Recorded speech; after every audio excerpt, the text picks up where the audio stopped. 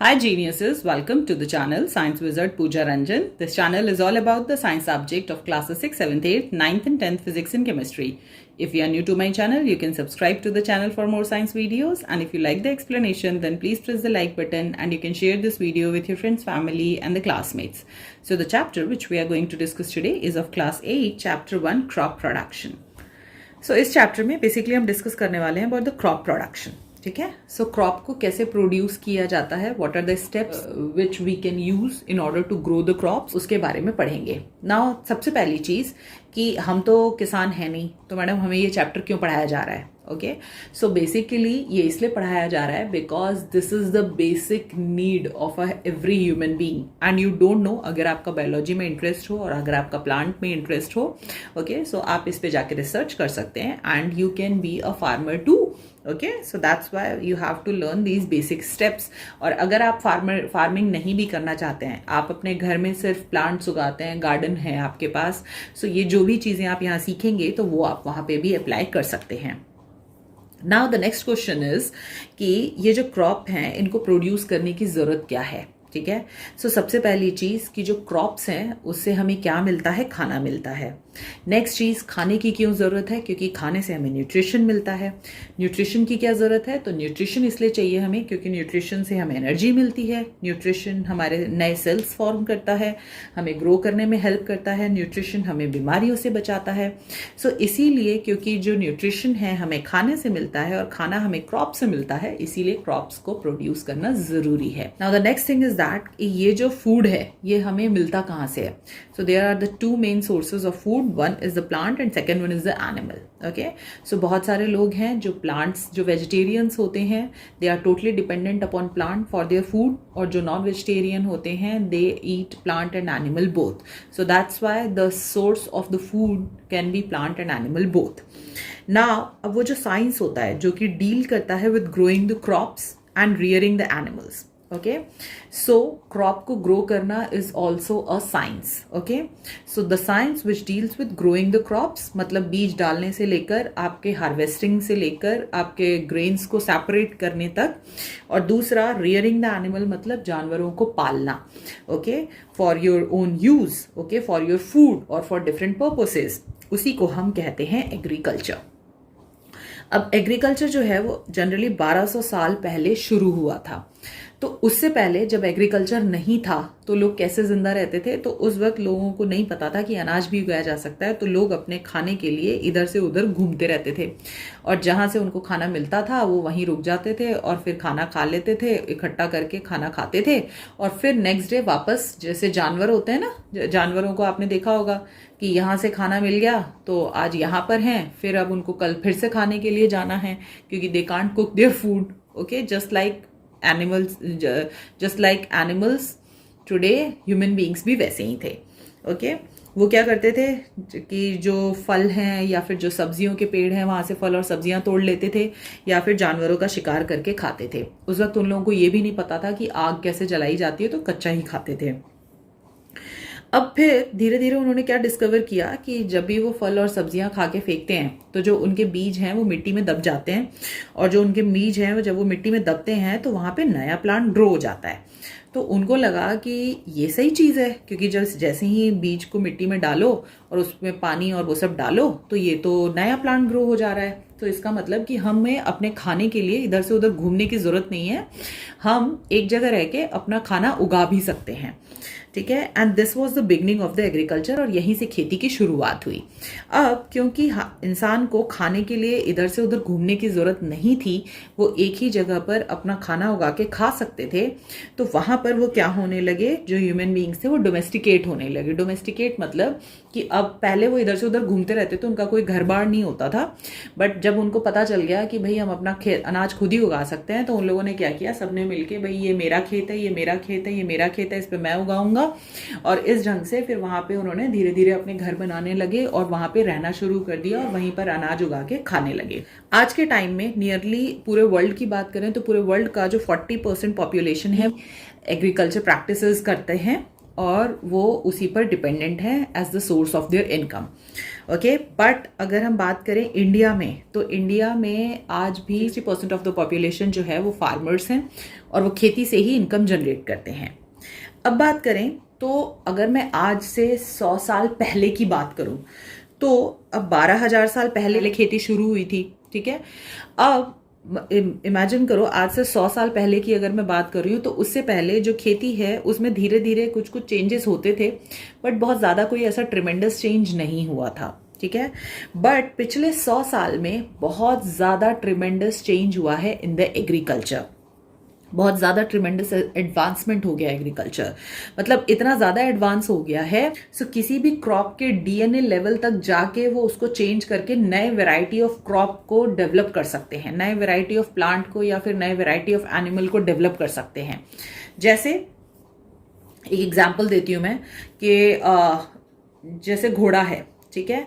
सो घोड़े के जो हॉर्स है उसके जो बच्चे पैदा होंगे, सो वो बिल्कुल सिमिलर कैरेक्टरिस्टिक होगा उसमें हॉर्स का।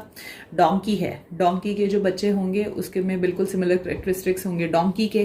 ओके, तो साइंटिस्ट जो है वो यहाँ तक कर सकते हैं कि जो हॉर्स का मेल है या फिर डोंकी का जो फीमेल है, ठीक है, उन दोनों का जो रिप्रोडक्शन है करवा के और वहाँ पे एक नया एनिमल फॉर्म कर सकते हैं as the characteristic of both donkey and the horse. Okay, so ये डीएनए लेवल तक भी जाके ट्रांसफॉर्मेशन किया जा सकता है। सो आज के टाइम में नए वैरायटी ऑफ प्लांट्स और एनिमल्स जो हैं वो इनको ईजिली डेवलप किया जाता है। साइंस इतनी एडवांस हो चुकी है, फर्टिलाइजर्स का यूज होने लगा है पिछले 100 सालों में, जिससे कि जो खेती है मतलब कम खेत में ही आप बहुत ज़्यादा अनाज उगा सकते हैं। पहले लोगों के खेतों में कीड़े लग जाते थे जिससे कि पूरा का पूरा उनका जो अनाज है वो ख़राब हो जाता था, बट अब पेस्टिसाइड्स आ गए हैं, वीडीसाइड्स आ गए हैं, बहुत सारे केमिकल्स आ गए हैं जिनको स्प्रे करके कि आप पेस्ट से छुटकारा पा सकते हैं, अपने क्रॉप को बचा सकते हैं और यील्ड को बढ़ा सकते हैं। पहले के लोग जो होते थे वो सारे काम हाथ से करते थे, ठीक है, जानवरों की मदद से वो अपने खेतों में प्लोइंग करते थे, हार्वेस्टिंग भी करनी है तो हाथ से कर रहे हैं, ईच एंड एवरीथिंग, सीड भी बोना है तो वो अपने हाथों से फेंक रहे हैं और सीड बो रहे हैं। सो वो बहुत टाइम लेता था, ठीक है, और उसके कारण बहुत ही कम जगह में बहुत ज़्यादा अनाज उगाना पॉसिबल नहीं था। बट आज के टाइम में हर चीज़ मशीन से की जा सकती है, ठीक है। हार्वेस्टर्स आ गए हैं, ट्रैक्टर्स आ गए हैं जो कि घंटों का काम मिनटों में कर देते हैं आपके लिए। सो उससे क्या है कि जो क्रॉप का यील्ड है वो बढ़ गया है, और इन्हीं सब चीज़ों के कारण इंडिया में 1960 से 70 के अराउंड ग्रीन रेवोल्यूशन आया था, which is also called the agriculture revolution. Revolution का मतलब होता है मतलब बहुत ही ट्रिमेंडस लेवल पे चेंज आ गया था, ठीक है। अब ये जो ग्रीन रेवोल्यूशन, इसको ग्रीन रेवोल्यूशन क्यों कह रहे हैं, क्योंकि जनरली ये जो ग्रीन रेवोल्यूशन आया था ये तब आया था जब फर्टिलाइजर्स जो हैं उनके बारे में पता चला था। तो उससे क्या होता था कि बहुत ही कम जगह में फर्टिलाइजर्स को यूज़ करके बहुत ज़्यादा यील्ड को बढ़ाया जा सकता था। तो ये एक रेवोल्यूशन था उस वक्त एग्रीकल्चर में कि कम जगह में कैसे ज़्यादा अनाज उगा सकें। इसके अलावा 1960-70s में जो मैक्सिको है वहाँ पे बहुत ही अच्छी क्वालिटी का वीट प्रोड्यूस होता था। सो वो वीट जो है वो बाहर से इम्पोर्ट किया गया और वो जो वीट के सीड्स हैं उनको यूज़ किया गया इन द एग्रीकल्चर, जिससे कि जो यील्ड है, ठीक है, पर एकड़ वो बहुत इंक्रीज हो गई थी। सो जो अनाज की उपज है वो 1960 और 70 के पहले और उसके जो बाद है उसमें बहुत ज़्यादा चेंज आ गया था। अब बहुत ज़्यादा अमाउंट ऑफ ग्रेन्स जो हैं, बहुत ज़्यादा अमाउंट ऑफ क्रॉप्स जो हैं वो ग्रो किए जा सकते थे और इसीलिए इसको ग्रीन रेवोल्यूशन कहते हैं। Next is the horticulture. Horticulture जो है वो भी एक एग्रीकल्चर का ही ब्रांच है जो कि डील करता है with the production of vegetable, fruits, flowers and the decorative plant. अब एग्रीकल्चर मतलब खेती, ठीक है। अब एग्रीकल्चर में क्या होता है कि एकर्स, बहुत ज़्यादा ज़मीन पर, ठीक है, जब आप सेम कोई प्लांट ग्रो करते हैं on a large area of field तो उसको हम एग्रीकल्चर कहते हैं। एग्रीकल्चर जो है वो जनरली किस लिए किया जाता है, to grow the food, okay, जिससे कि खाना उपजाया जा सके, और खाने की क्यों जरूरत है मैं बता चुकी हूँ। अब हॉर्टिकल्चर जो होता है वो एग्रीकल्चर की छोटी बहन समझ लो, ठीक है। अब एग्रीकल्चर में तो एकर्स ऑफ लैंड पे आप क्रॉप्स ग्रो कर रहे हैं, बट हॉर्टिकल्चर जो होता है उसमें एकर्स ऑफ लैंड यूज नहीं किया जाता है, ठीक है। जैसे नर्सरीज जो होती हैं आपने देखा होगा, तो नर्सरीज में वहाँ पे डिफरेंट टाइप्स ऑफ प्लांट्स जो हैं वो ऑर्नामेंटल प्लांट्स जो होते हैं, डेकोरेटिव प्लांट्स जो होते हैं, मेडिसिनल प्लांट्स जो होते हैं वो ग्रो किए जाते हैं, या फिर फ्रूट्स और वेजिटेबल्स या different types of flowers grow किए जाते हैं, ठीक है। सो उसको हम एज अ हॉर्टिकल्चर कंसीडर कर सकते हैं। ओके, सो हॉर्टिकल्चर में स्मॉल स्केल पे जब एग्रीकल्चर किया जाता है और वहाँ पर जो है वो अनाज नहीं उगाए जाते, generally different variety of fruits, vegetables, medicinal plants और ये सब उगाए जाते हैं हॉर्टिकल्चर में। So this is the main difference between the agriculture and the horticulture. Next, if we talk about the crop plants, ठीक है। अब crops क्या होते हैं? Large number of plants को grow किया जाता है same place पर for a food, ठीक है। तो मान लो कि मैंने 1 एकड़ का कोई जमीन है और उस पे मैंने क्या किया है, बहुत सारे प्लांट्स लगाए हैं एक ही तरह के। और क्यों लगा रही हूँ? क्योंकि मुझे उससे खाना मिल सके।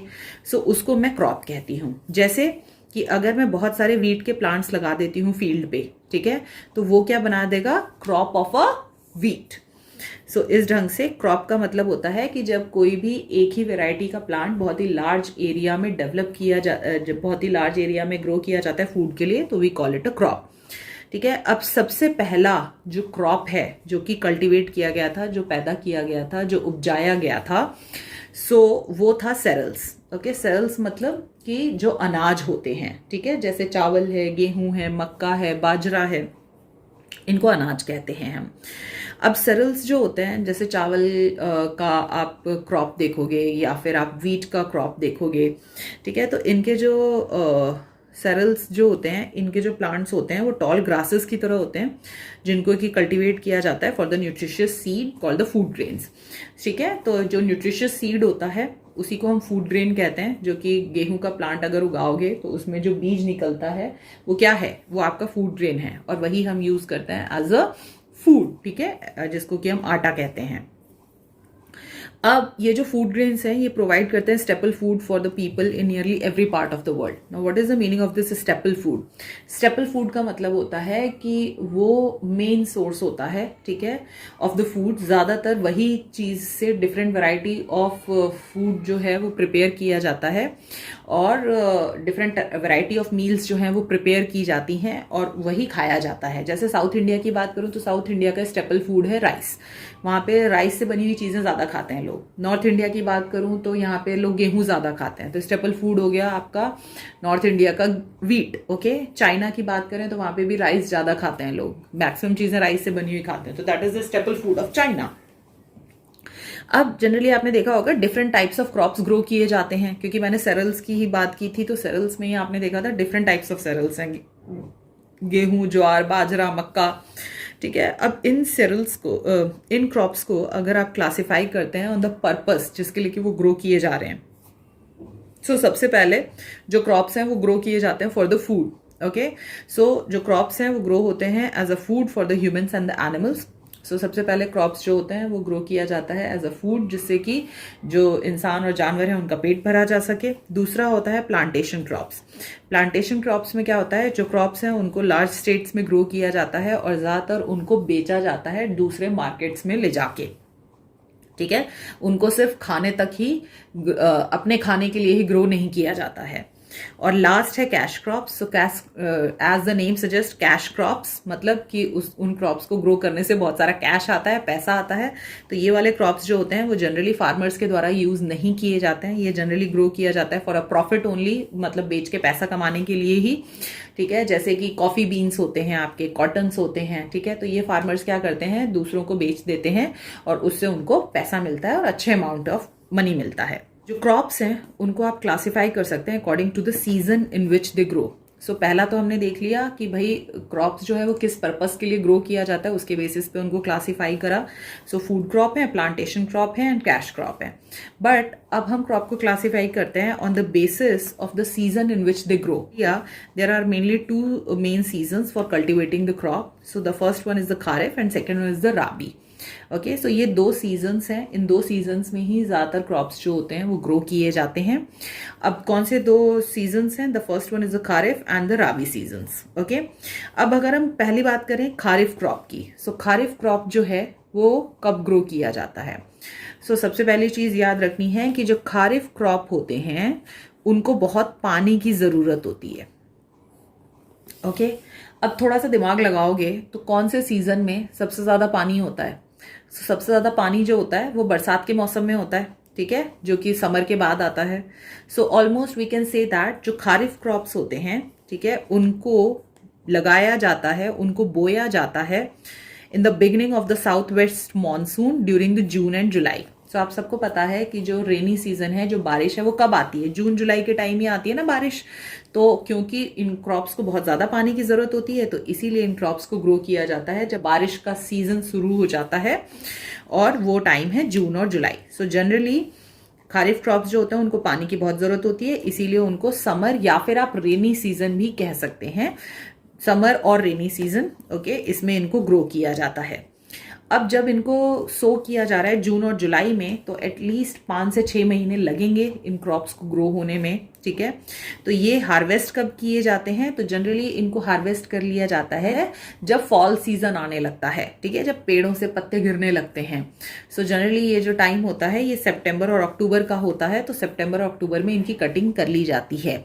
और कुछ खारिफ क्रॉप्स जो हैं वो मेज है, सोयाबीन है और कॉटन है। सो ये खारिफ क्रॉप्स हैं जो कि जनरली जून से जुलाई में सो किए जाते हैं, और आपके सितंबर अक्टूबर में इनको काट लिया जाता है। अब उसके बाद जो खेत हैं वो खाली हो जाएंगे, तो अब उनमें नेक्स्ट क्रॉप जो ग्रो करेंगे वो होते हैं राबी क्रॉप्स।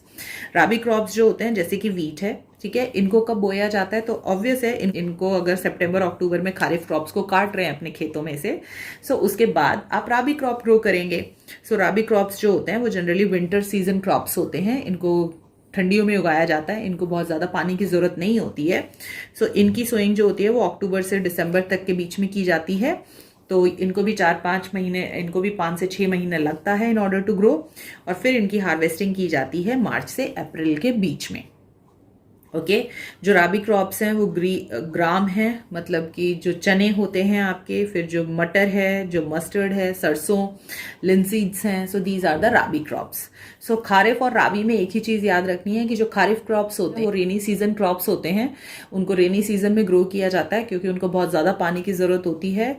तो उनको जून जुलाई में सो किया जाता है, और उनकी कटाई हो जाती है जब फॉल सीजन आता है सितंबर अक्टूबर। और उनका कौन कौन से खारिफ क्रॉप्स हैं वो नाम याद रखने हैं आपको।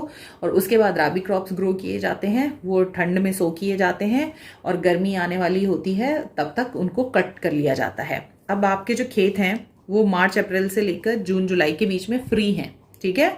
सो वहां पर उस वक्त बहुत गर्मी का टाइम होता है, तो उस वक्त जो नेक्स्ट क्रॉप ग्रो किया जाता है उसको हम जायद क्रॉप कहते हैं, ठीक है। तो गर्मी के टाइम में आपको सबसे ज्यादा क्या मिलता है? आपको खीरा मिलता है, वाटरमेलन मिलता है, मस्क मेलन मिलते हैं। सो वो सब जो है वो जायद क्रॉप्स हैं जो कि आपके अप्रैल से लेकर जून के बीच में ग्रो किए जाते हैं। So this is it about this video. बाकी के वीडियोस के लिंक मैं आपको डिस्क्रिप्शन बॉक्स में दे दूंगी, आप जाके चेक कर सकते हैं, and we will be discussing the question and answers